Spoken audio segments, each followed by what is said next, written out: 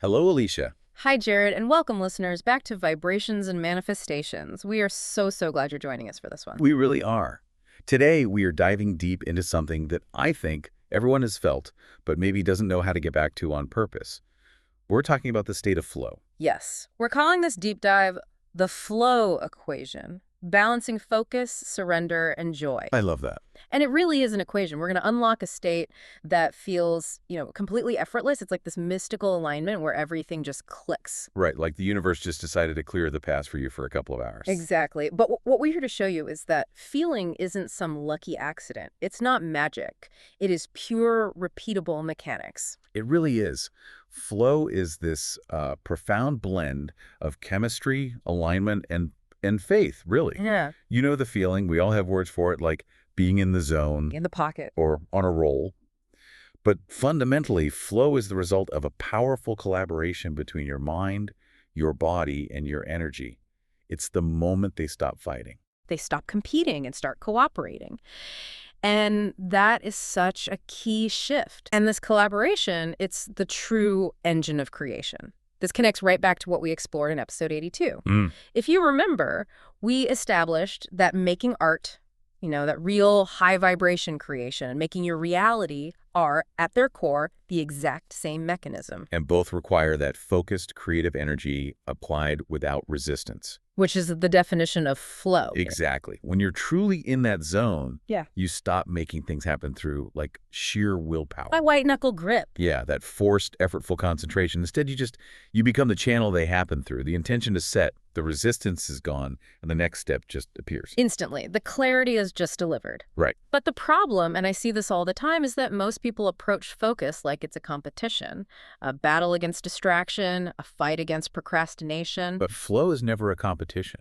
It's an invitation. It's an invitation to collaborate. So our mission today is pretty simple, but it's really powerful. We're going to dive into that question. What happens when your mind, body, and energy stop competing and actually start collaborating? We're going to give you the blueprint, the chemistry, the tools, Yeah. all of it, so you can step right into that current. Let's get moving. Into the current.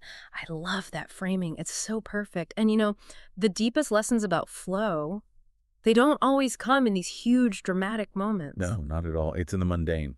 It's about recognizing the pattern in your everyday life. Yes. I have this perfect example of what I call a flow pocket. It always starts with something small, a task I've been putting off. For me, recently, it was sitting down to edit a few segments for one of these deep dives we'd recorded. Ah, yes. The necessary and sometimes, let's be honest, slightly dreaded technical tasks. Precisely. It was a normal Thursday afternoon. My to-do list was a mile long, and I had that usual, low-level anxiety swirling around. I have to get this done so I can get to the other 5 things. Exactly that.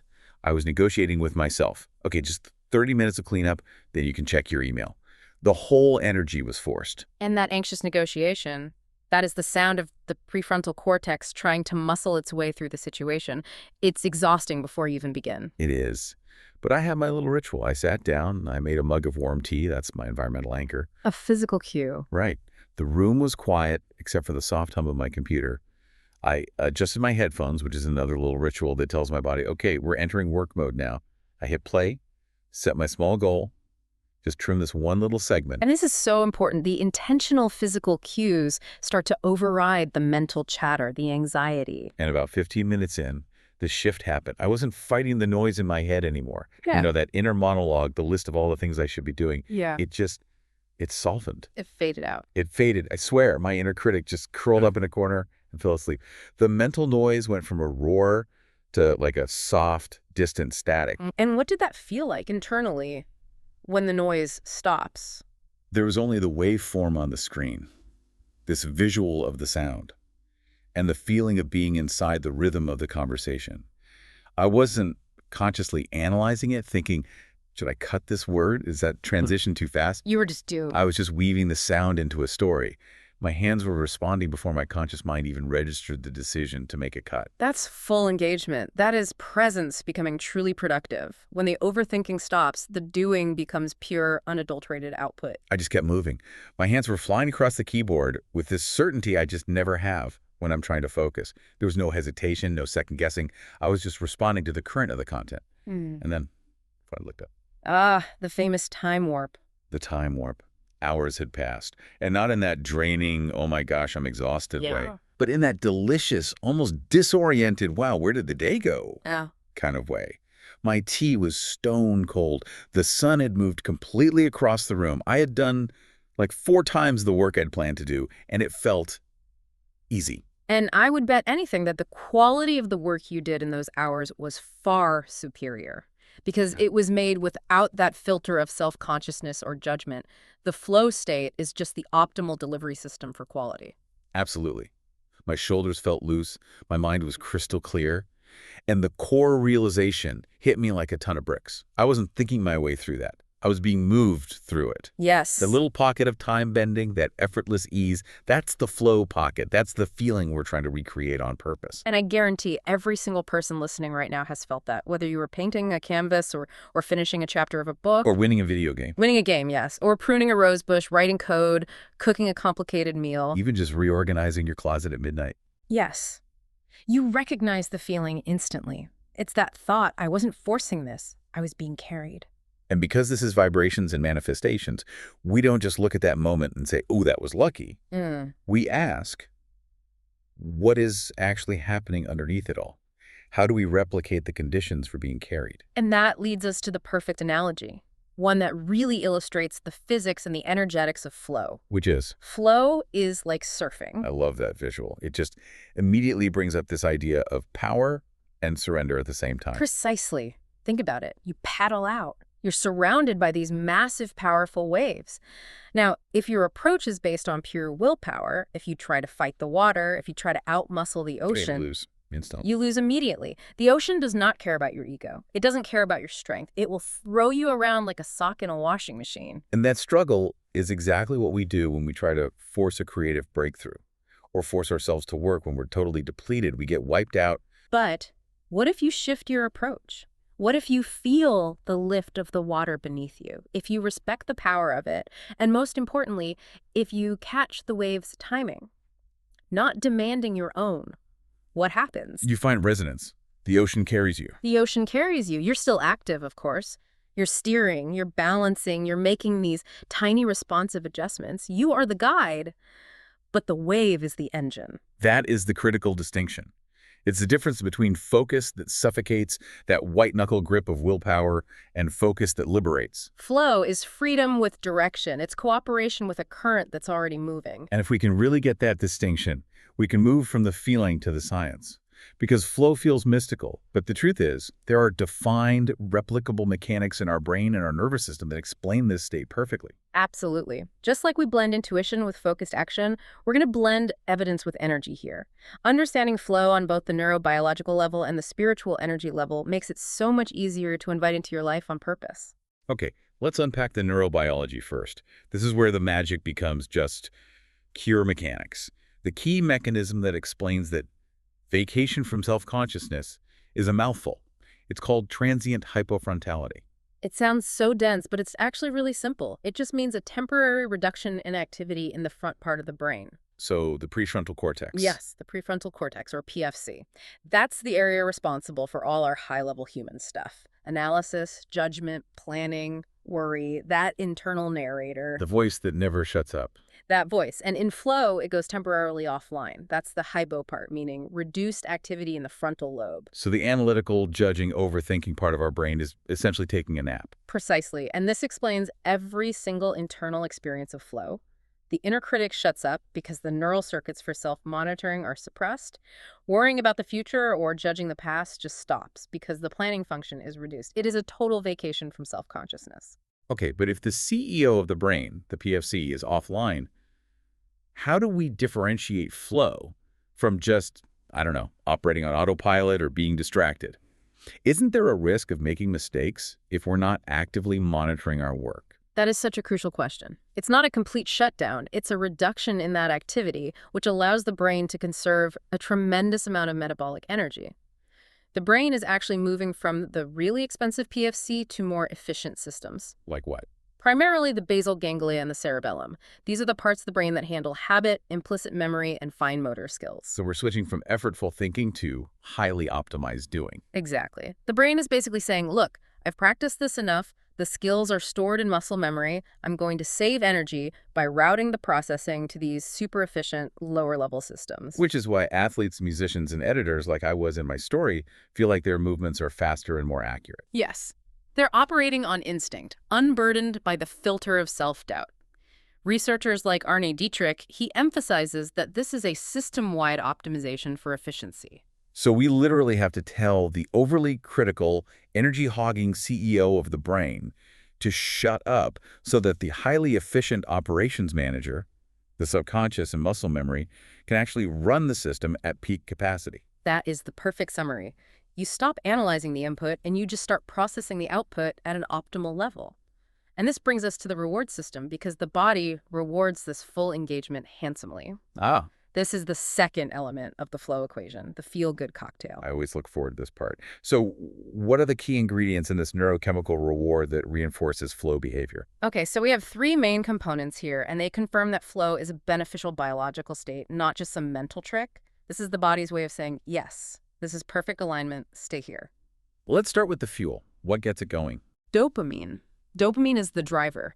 It fuels curiosity, motivation, and sustained focus. When you're in a task that's challenging but still achievable, that sweet spot between anxiety and boredom, the anticipation of succeeding releases dopamine, and this creates a powerful feedback loop. Success drives more engagement, which drives more dopamine. So dopamine provides the necessary tension to keep us focused, but without letting resistance creep in. Precisely. And then next we have endorphins. These are critical for that feeling of ease and effortlessness.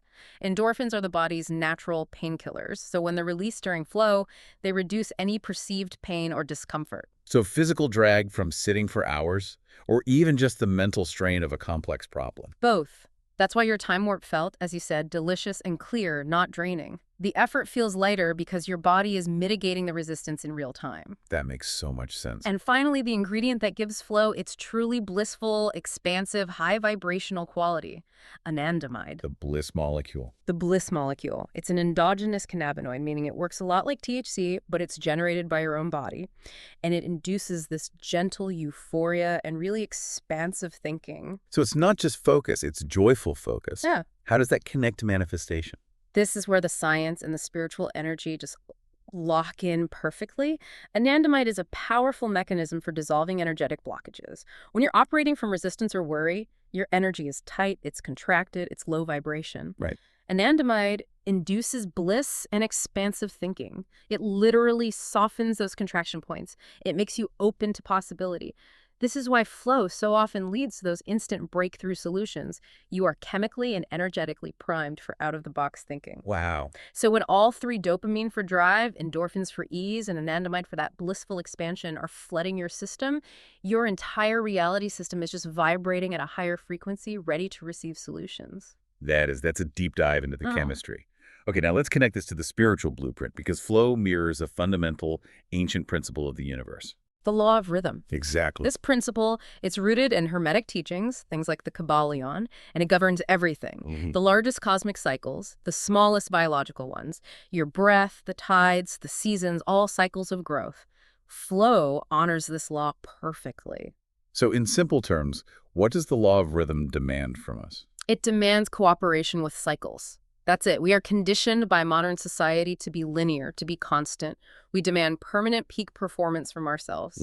But rhythm dictates there must be a peak, and then there must be a rest. There must be movement, and then stillness. You cannot have a high tide forever. And that defiance of rhythm is why so many people are completely burned out.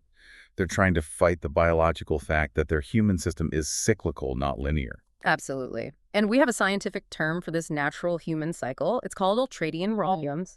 Our body and mind are designed to work in these 90 to 120-minute cycles of high-frequency focus, followed by 20 to 30 minutes of natural energy decline and restoration. And if you ignore that 20-minute lull and just push through with caffeine or sheer willpower, You're short-circuiting the entire system. So the spiritual law of peak and rest is mirrored directly by our biological 90-minute focus cycle and the need for that 20-minute break. Exactly. Flow requires us to stop dragging ourselves through obligations and start honoring our personal, natural rhythm, that cadence that rises, crests, and then resets.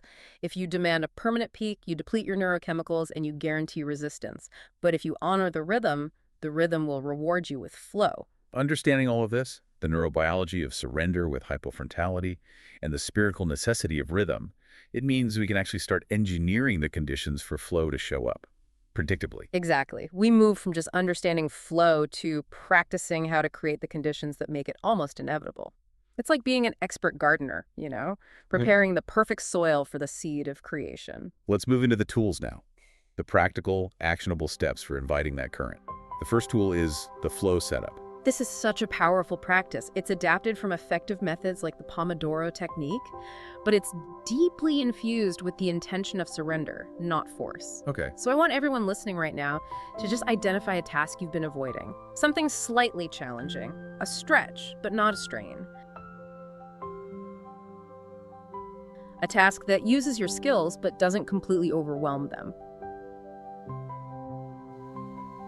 That sweet spot of challenge is so key. If it's too easy, your PFC gets bored and starts chattering. If it's too hard, it panics and floods you with anxiety.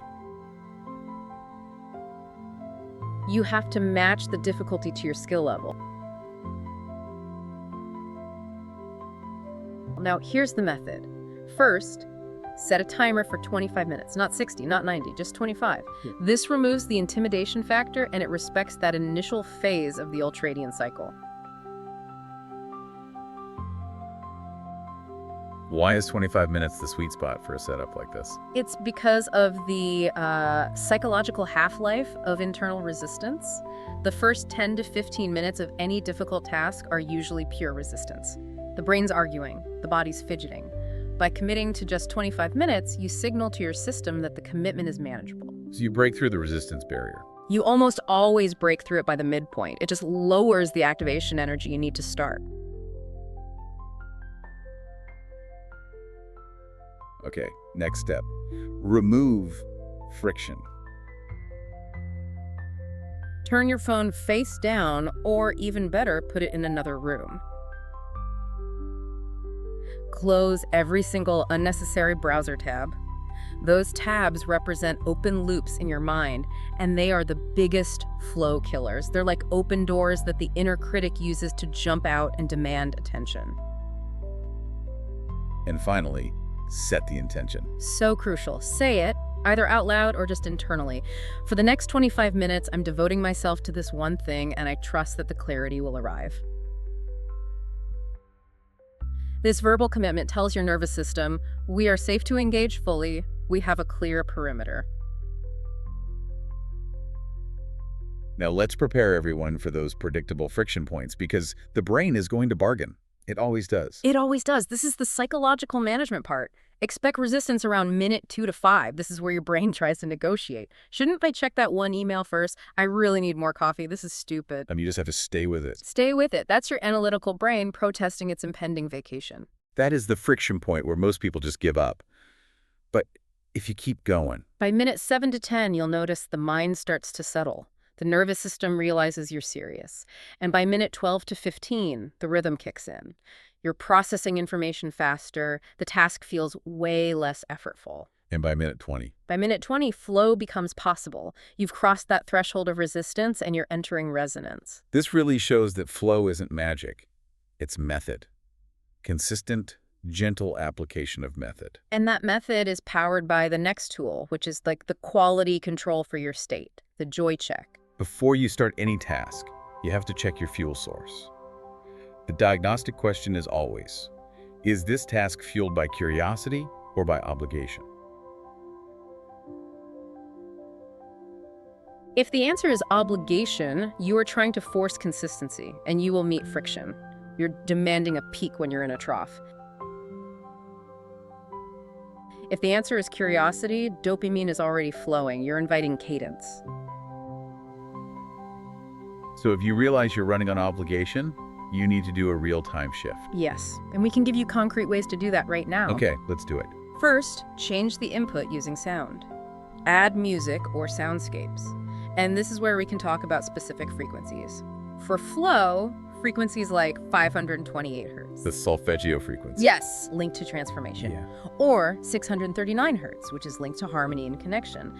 They can be incredibly effective because they act like a sound bath. They literally vibrate your environment and your internal state at a frequency that promotes clarity and reduces that internal static. But you're using sound to chemically prime your environment, making it easier for that feel-good cocktail to activate. Exactly.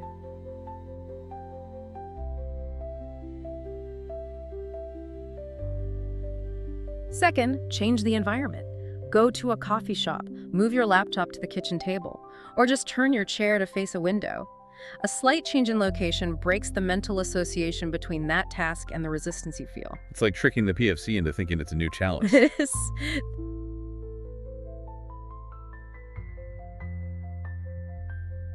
Third, break the task into micro steps. If you feel overwhelmed, the task is too big. Make the goal so ridiculously small it's impossible to resist. Not write chapter 2, but outline the first paragraph.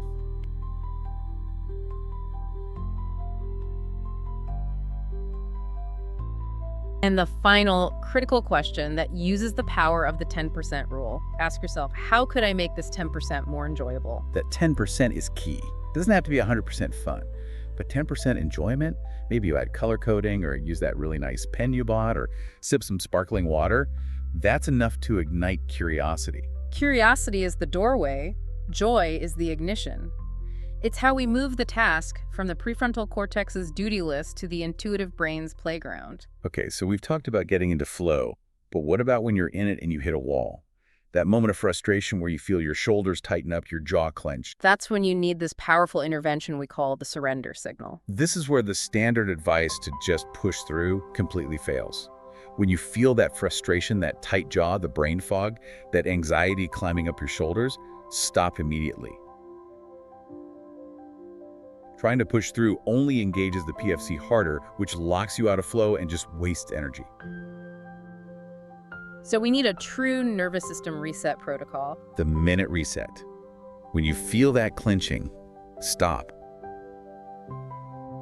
Step away from the task for just 60 seconds. Stand up. Place your hand on your chest or your belly just to connect with your physical body. And let's guide them through the breath work right now. This is very intentional. We want to stimulate the vagus nerve and kick in that parasympathetic response. Okay, take a deep, slow inhale through your nose. Fill your belly, fill your chest completely. Hold it gently at the top for a count of 3.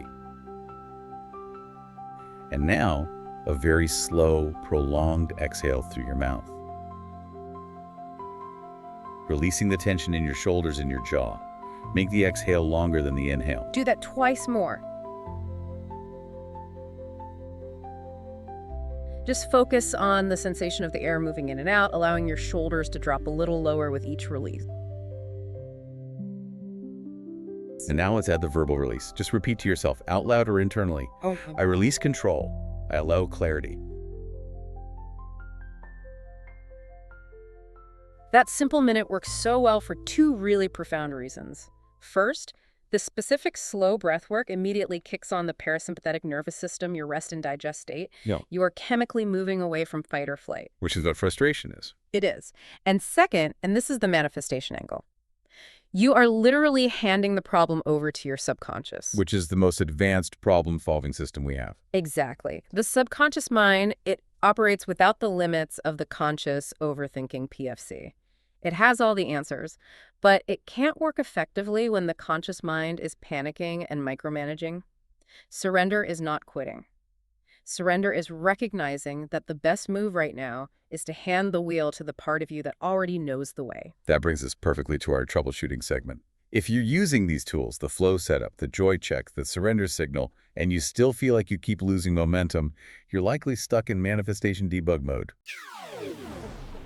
We need to clear the flow static by asking some deeper questions about your methodology. Let's give them 3 diagnostic questions that can instantly reveal those energetic blockages. Okay, question 1. Am I trying to force consistency or allow cadence? This is that core conflict between willpower and rhythm we talked about. Consistency showing up daily, that's important. It builds the pathway. But if you are constantly dragging yourself to your desk, if you feel depleted every time you start, you are operating from pressure, not rhythm. And pressure creates resistance, which is the ultimate flow blocker. Cadence, on the other hand, is the practice of trusting your energetic waves, aligning with the law of rhythm and your ultradian cycle. It means I work when my energy naturally rises, that 90-minute peak. Then I step back, I rest, or I do some passive input when my energy falls. Give us a practical distinction. If someone forces themselves to work 8 hours straight every day, even when they're exhausted, that's consistency under pressure. Correct. Cadence says, okay, today I have two 90-minute windows of peak flow, one in the morning, one after lunch. I will maximize those 180 minutes, and then I'll treat the rest of the day as low-level maintenance or rest. You're trusting the natural cycle of your creativity. Question 2. Am I honoring the rhythm or demanding a constant peak? We've established that the human system is not meant to be on all the time. If you hit a massive flow pocket on Tuesday, a true gift of alignment, you might feel a necessary, natural, energetic lull on Wednesday as your system recharges. And here's where the judgment creeps in. If I judge Wednesday's lull as a failure, I create self-blame, which is a massive source of resistance. Exactly. The perspective shift here is absolutely critical. Peak days are gifts. They're moments of incredible energetic alignment that you appreciate, but they are not the required baseline. And rest days, those necessary lulls, they are ingredients for future flow. They're not failures. They're not failures. They are the recovery time required for the next peak wave to form. Flow is cooperative. It requires input and output, effort and recovery. This applies to creativity, too. A period of low output is often just a period of high incubation. You're still working. Your subconscious is just solving the problem in the background. Yes. If you allow the rest, you're giving the subconscious the downtime it needs to process and deliver the solution the next time you engage. And the final debug question, which is maybe the most liberating of all. Am I confusing friction with failure? This is the blockage myth. Most people hit resistance, a tight muscle, a sudden inability to write a sentence, that vague feeling of being stuck, and they instantly panic. Right. They tell themselves, I'm blocked, something's wrong with me, I've lost it. And that self-blaming spiral is a guaranteed way to kill flow because it activates the inner critic and the fear response. The friction is a signal, but you are misinterpreting the signal. The truth is, sometimes you're not blocked, you're just pushing at the wrong moment of the cycle. The friction might just be a signal that your nervous system is tired or that the subconscious is processing, and the door to the next piece isn't quite open yet. And recognizing that difference stops the panic. It stops it cold. When you recognize that friction is just a signal, maybe it's a timing issue, maybe you need a joy check, maybe you need a surrender signal, you stop the self-blame, you normalize the challenge. And once that judgment is released, flow becomes instantly available again because you've removed the contraction and the pressure. Before we shift gears, let's just take a deep breath with us.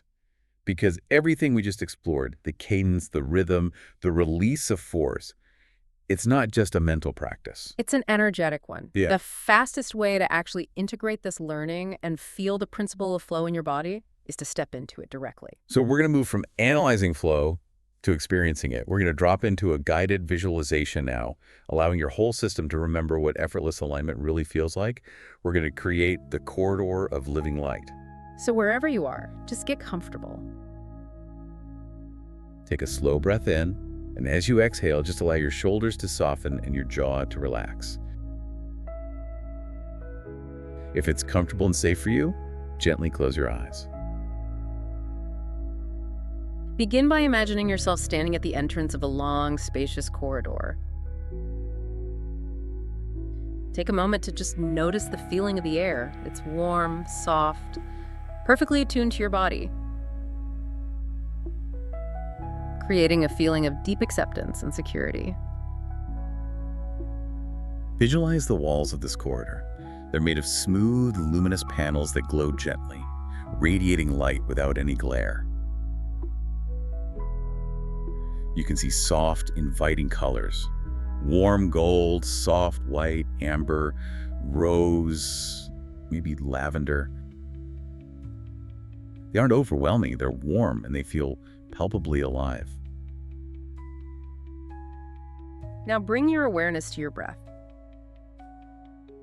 As you breathe in, notice how the lights subtly brighten across the walls. A slow, gentle pulse synchronized with your inhale. And as you breathe out, the lights dim softly, a deep, resonant pulse with your exhale. Feel as though the entire corridor is breathing in perfect rhythm with you.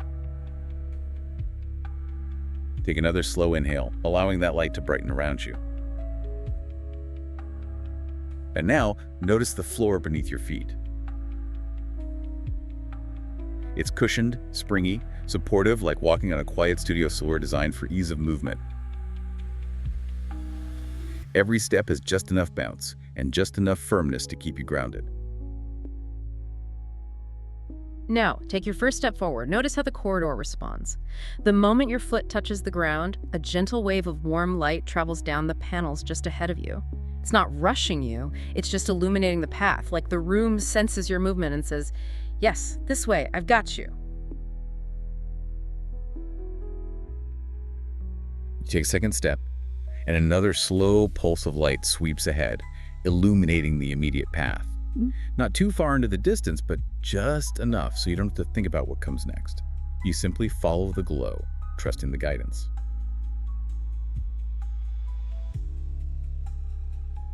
With every step, your breath continues to fall into its natural rhythm. Inhale, the lights brighten, your chest expands. Exhale, the lights soften, tension just melts out of your belly and your jaw. Feel the rhythm of this space becoming the rhythm of your body. Start to notice the sound around you. It's quiet, but not silent. A soft, continuous hum, the gentle resonance of perfect tuning forks in the distance. Smooth, stable, subtly euphoric. This is the sound of alignment, the hum of perfect flow. As you continue walking, the corridor shifts very gently. The panels ahead begin to ripple with slow, expansive patterns of liquid light. There is movement, there is energy, but it is not chaotic. It's just enough motion to encourage you to soften into the feeling of being guided, not driven. You realize you are not creating this momentum. Your steps are effortless because the corridor itself is offering the next step and the next. Every inhale is bringing you deep clarity, filtering out the unnecessary noise. Every exhale is releasing control, letting go of the need to micromanage the outcome. You walk a little further, and the dominant light changes tone. The warm gold deepens into a soft, rose-colored shimmer. The air feels slightly cooler, refreshing, like stepping directly into inspiration. Feel that shift in your mood deep inside your core.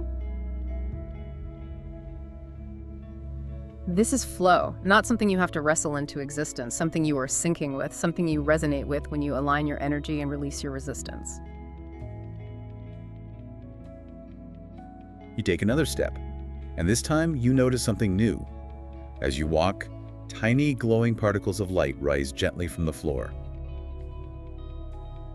like dust motes dancing in slow motion. They swirl lightly around your ankles, drifting upward, tracing delicate patterns in the air. These particles are your ideas, your clarity, your intuition. They appear when you move with ease. They show up when you stop forcing the path and just follow the rhythm. Walk through them, watch them float around your arms, your shoulders. They never obstruct, they just shimmer, inviting you into a sense of wonder and possibility.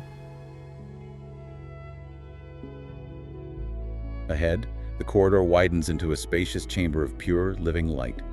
As you approach, the glowing panels of this chamber begin to sync perfectly with your own heartbeat. Steady pulsing, warm expanding, soft contracting. Your breath, your heart, your pace, everything is in perfect harmony. This is what collaboration feels like. Mind, body, and energy. Not competing, not resisting, but moving as one unified current. A state of perfect resonance. Just stand in the center of this chamber for a moment. Feel the air holding you in a cocoon of warm, responsive light. Inhale. Focus. Exhale, ease. Inhale, alignment. Exhale, release. Let this feeling settle into every layer of you. That fundamental knowing that flow doesn't require force. It requires deep trust and resonance with your own inherent rhythm. When you're ready, gently bring your awareness back to your physical space. Feel your breath in your body, and notice the subtle calm that lingers. The hum of flow still moving with you. And with a soft inhale and a long, easy exhale, gently open your eyes. Welcome back. That journey is a physical, energetic reminder that you don't have to think your way into flow. You can feel your way into it by deliberately shifting your state and trusting the system. We covered a tremendous amount of ground today. We really proved that flow is a pathway you can access deliberately, not just by accident. We started with the reality of those flow pockets, like your editing story, and used that surfing analogy to define the difference between forcing and allowing. We then dove into the science, explaining the neurochemistry, specifically transient hypofrontality, that necessary vacation from self-consciousness that lets your intuitive brain do the work. And we broke down the feel-good cocktail dopamine for drive, endorphins for ease, and anandamide for that blissful expansion that just melt away energetic blocks. We connected that chemistry to the spiritual framework of the law of rhythm and the biological reality of ultradian rhythms, emphasizing why flow requires both peaks and rests. And we gave you 3 actionable tools: the flow setup, the 25-minute method for inviting focus, the joy check for shifting from obligation to curiosity, and the surrender signal, that 1-minute nervous system reset. Finally, we armed you with the manifestation debug mode questions for clearing resistance. Are you forcing consistency or allowing cadence? Demanding a peak or honoring the rhythm? Confusing friction with failure? Flow isn't reserved for geniuses or for people who meditate for hours. It is available to you today, this hour, this moment, whenever you choose collaboration over control and rhythm over rigidity. And if we had to distill this entire deep dive down to one sentence, it would be this: flow isn't found through force, it's the reward of trust. We really encourage you to try the flow setup this week. Pick just one task you've been avoiding, set the timer for 25 minutes, and just trust the process. No pressure, just a commitment to cadence. Let the current find you. And if you found this journey liberating, please share it with someone who's been feeling stuck or overwhelmed. Remember, energetic flow is contagious. Subscribe, leave us a review if you appreciate the depth we go into, and definitely check out episode 82 for the foundational knowledge that this deep dive builds on. Thank you so much for being here, for listening, and for trusting your own rhythm. Until next time, may your focus feel soft, your joy feel expansive, and your path feel like a powerful current that carries you exactly where you're meant to go. You're in the flow now.